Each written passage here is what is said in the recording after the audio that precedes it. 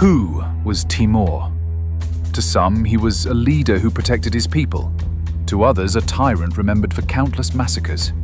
He set Delhi on fire, brought the Ottomans to their knees, and died in frozen lands marching toward China. His name became a symbol of fear and power.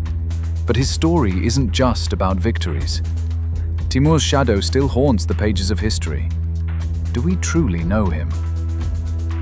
One of history's most debated figures, was he a conqueror or the disaster itself?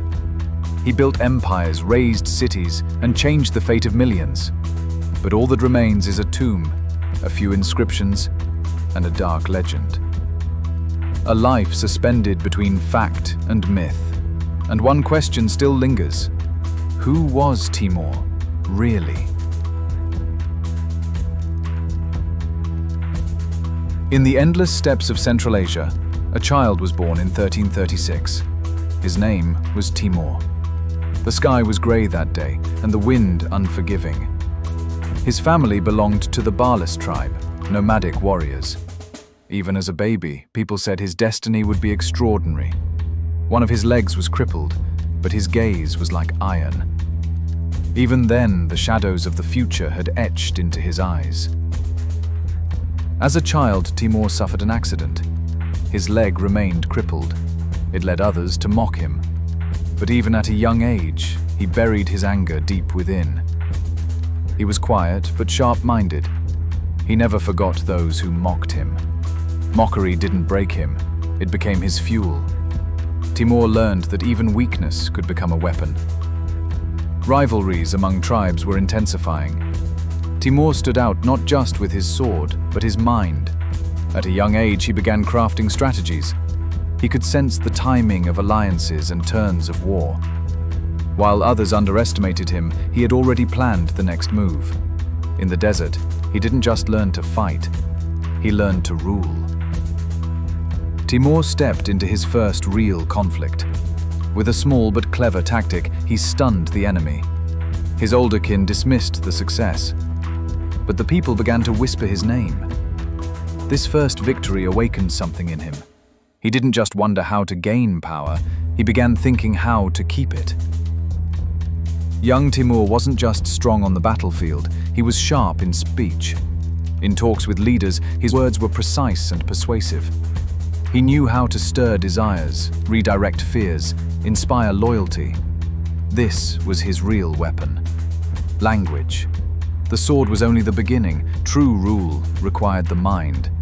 And Timur realized this very early on. Young Timur was no longer just a warrior. He was an observer. He studied the balance among tribes, mapping loyalties in his mind. Every move, every word, was a data point for him. Rather than clashing, he chose to wait. He was patient, waiting for the perfect moment. Because he didn't just want to survive, he wanted to rule. Timur could sense who was rising and who was falling. He began to appear beside powerful leaders, avoiding the weak. It earned him not friendship, but respect. Some called him opportunistic, but in truth, he was simply practicing this rule. It's not the survivors who win, it's the strategists. Timur was never at the front. While everyone else spoke, he listened. The more he stayed silent, the more he learned.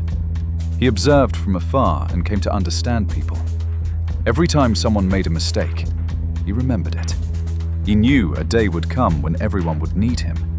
When the time was right, Timur gained the support of a small group.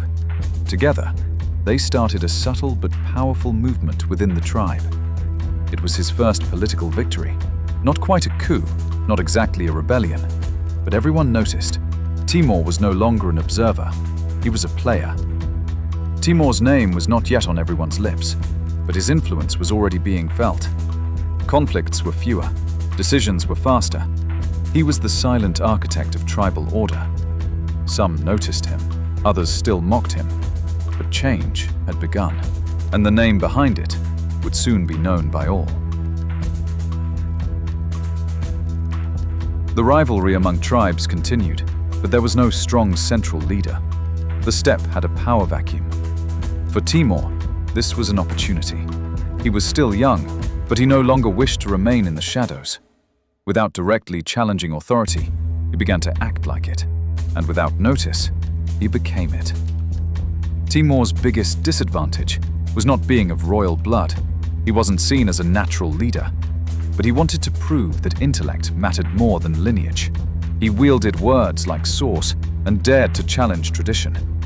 In the end, he placed strategy above bloodlines and carved his own path. For Timur, the battlefield was not the only front. The council tent was another. Betrayals, alliances, wordplay. Politics shed more blood than swords. Every glance carried hidden intentions, and Timur quickly mastered this game. Timur had discovered how to win without fighting. With the right words to the right person, a tribe would stand behind him. He grew without lifting a sword. Leaders debated his words. The people whispered his name. Power now lay not just in steel, but in story. But no power rises without resistance.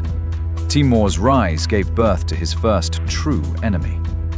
One night, an assassination attempt was made. It failed, and the next day, Timur claimed his first right by taking a head. His first throne, earned with first blood. Timur was no longer just a tribal leader. He set his sights on Semerkand. This city would become the symbol of his vision. Laying stone upon stone was not just architecture, it was ideology. A center where order, beauty, and fear would coexist. For Timur, to rule now meant not just to conquer, but to build. The order Timur established in Samarkand went beyond palaces. He created new laws and punished criminals harshly. People first feared him, then obeyed. Timur knew fear could create order, but he built it not with spectacle, but with system. Every silence became an echo of his name. Timur took not only war, but record-keeping seriously. He had scribes draft maps, tax logs, royal decrees. Everything was being documented, brought under control. The state now ruled not only by sword, but by script. And to Timur, every word was as valuable as a blade. Timur wanted trade to flourish, but only for allies. Caravans arriving in Samarkand had to obey his rules. Gold flowed in, but so did threats. Every bit of wealth invited danger. So the city became both a hub and a fortress. Over the years, Samarkand became a reflection of Timur's inner world. His obsession with order, control through fear, and desire for grandeur all came alive in its stone walls. People no longer spoke only of Timur, but of the order he created. He had built a city in his own image. Timur now looked beyond Samarkand. First target, Persia. There was both political chaos and immense wealth. Timur excelled at turning chaos into opportunity. He gathered his army and sent out his caravans. It was the first step in his new order. One by one, the cities of Khorasan fell. Death awaited the defiant. Order was promised to the obedient. Timur used fear not just as a weapon, but as a message. He lined city walls with heads and filled squares with silence. All were to understand, in this new age, none defied him. The campaign in Azerbaijan wasn't won by the sword alone. Some cities surrendered to letters, others to threats. Timur didn't use the same tactic twice. Sometimes, a word was stronger than 1,000 soldiers. And this made his victories swift and efficient. In the Iraqi lands, Timur's laws were known before his arrival. Trade routes were protected, merchants untouched, but military discipline was strict. Looting was forbidden and punished by death. Timur was both conqueror and judge. After each victory, the maps changed. In Timur's court, every conquest brought a new border. Even his enemies admired one thing. He didn't just conquer, he immediately built structure. These campaigns changed more than maps. They changed minds. The phrase, "Timur is coming," was enough to seal a city's fate. No one knew where he would stop, because he was no longer just a man, he was a movement. They were once allies. Timur had helped Toktamish seize the throne of the Golden Horde. But power rots brotherhood. Now, Toktamish was Timur's rival, and the two former friends would soon wage war, each for an empire.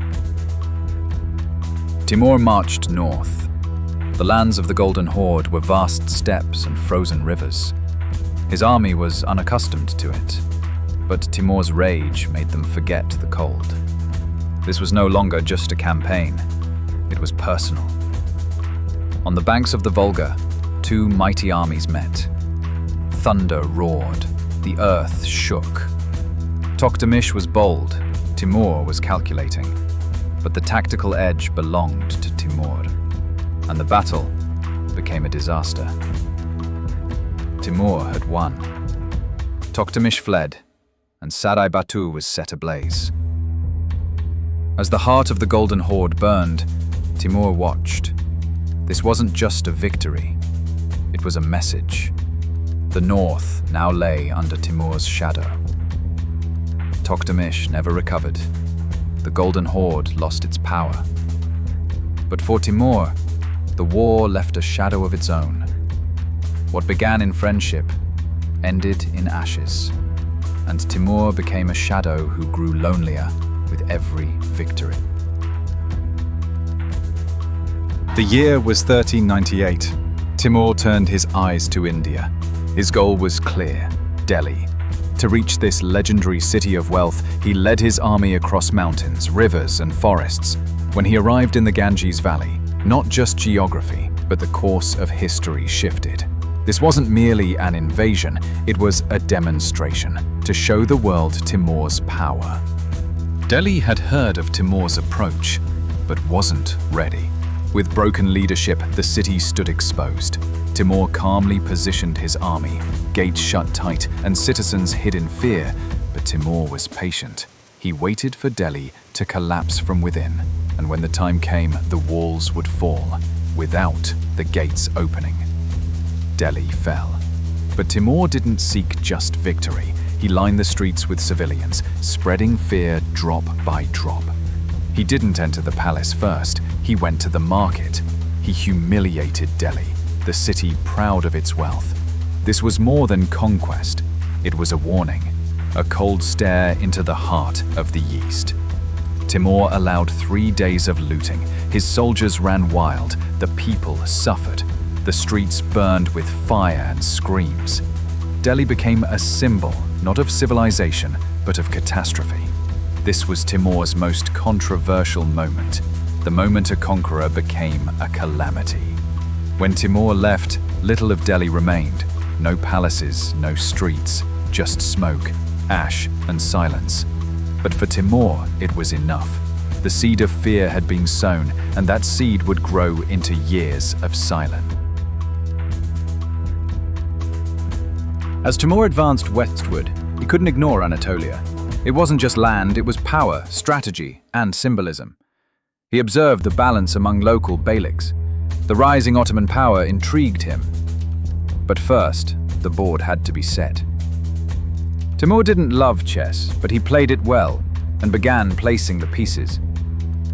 In the early 1400s, Timur sent envoys to Ottoman Sultan Bayezid, but it wasn't peace. There was hidden threat in the words. Bayezid responded just as sharply. The letters grew bolder, turning into open challenges. 2 mighty eagles were eyeing the same sky, but one flew closer to the sun. Timur turned Ottoman-aligned Anatolian beyliks to his side. Germian, Aydin, Saruhan. He built a front from within. It was a psychological move as much as a military one. Bayezid's wall of trust began to crack. Timur hadn't drawn his sword yet, but the war had begun. summer of 1402. Two great armies stood near Ankara. Bayezid was fast, Timur was patient. Timur was a master of terrain. Heat, thirst, time, all worked in his favor. When battle began, fate was already drawn. July 20th, 1402. The Battle of Ankara etched into history. Timur's army surrounded Bayezid's forces. Elephants, archers, tactics. The Ottoman Sipahis broke. Bayezid was captured. A fracture entered Ottoman history. Timur won. But no empire was born from this victory. Bayezid was a prisoner, but Timur didn't humiliate him. He won with intellect, not just the sword. After asserting his dominance in Anatolia, Timur withdrew. Echoes remain. To Timur, Samarkand wasn't just a capital. He was a man who spoke with stone. Every dome, every arch whispered, "I am here." He expanded, adorned, and glorified the city. Masters came from Persia, architects from India. Samarkand was less a conquest, more a manifesto. The palace was built not just with stone, but with pattern. Chinese porcelain, Khorasan miniatures, Turkish carpets, all flowed into Samarkand. Artisans worked day and night. This city became not just the heart of war, but of aesthetics. In Timur's palace, there were not only swords, but books. Scholars came from China to Egypt. Astronomy, mathematics, history. Samarkand turned into an open-air academy. Timur's power shone not just in battle, but in thought. The European Renaissance hadn't yet begun, but in Samarkand, a dream was already alive. The palace was not just a monument to power, but a temple of thought, and those thoughts would echo for centuries. In Samarkand, Timur had silenced war. Victory lay in marble, dominion in pattern. To express without speaking, to rule without showing, that was his truest triumph. Samarkand reflected the soul of Timur. It was 1404. Timur was old, but his dreams were still alive. China remained the last unclaimed goal in his mind. This wasn't just a show of force, it was a quest to leave a lasting legacy. Maps were drawn, troops prepared. But fate had its own plan. He was not heading for China, but toward his end. Winter was near. The campaign was harsh, but Timur remained resolute. His army marched toward China. Caravans, cavalry, supplies. At every stop, he left his mark. At every camp, orders were issued. Yet cold, fatigue, and age began to weigh on him. This path carried the shadow of his past. He could no longer rise from his bed. On a quiet night, beneath the stars, he closed his eyes. The army waited, but no orders came. When Timur took his last breath, the world stood still. He faded from history without ever reaching China. When Timur died, he left behind ruined cities, grand palaces, and trembling empires. The China campaign remained unfinished, but his name was carved into eternity. Even his death symbolized the end of an era. He was no longer just a name. He became a legacy, a fear, a legend. After Timur's death, his empire was divided among sons and grandsons, but none could carry his genius. Shahrukh, Miranshah, and the others. They grew in his shadow, but never reached it. The throne was now full, but the soul was missing. Timur's legacy wasn't stone, it was weight. At the mention of Timur's name, enemies trembled. Years passed, but his stories were still told. Parents used his name to frighten children. He had gone beyond victory. He became a concept, no longer ruler of men, but of memory. The cities he conquered were rebuilt, but Timur's imprint never left the stones. He was the master of ruin and creation. Time moved on, empires shifted, yet Timur remained not a name, but an echo, not a scream, but a lingering hum. Timur became a legend, but his legend was born of real things. He wasn't just a name lurking in shadows. He had a face, a voice, a trace in history. And that trace still raises a question. What did Timur truly leave behind? Centuries later, when his tomb was opened, Timur's bones were still muscular. Whether the legends were true or not, he was still terrifying. Rumors of a curse spread. Even on the day Stalin had it opened, Hitler invaded Russia. Truth or coincidence? Who knows? Timur's story is not just about conquest. It carries traces of a mind, a will, and boundless ambition. His name is still carved on walls, haunting memories like a shadow. He was a ruler, but also a legend. If you enjoyed this historical journey, don't forget to subscribe to our channel. Join us with your comments. Which historical figure should we explore next? Remember, every legend has a bit of truth, and every truth has a bit of legend.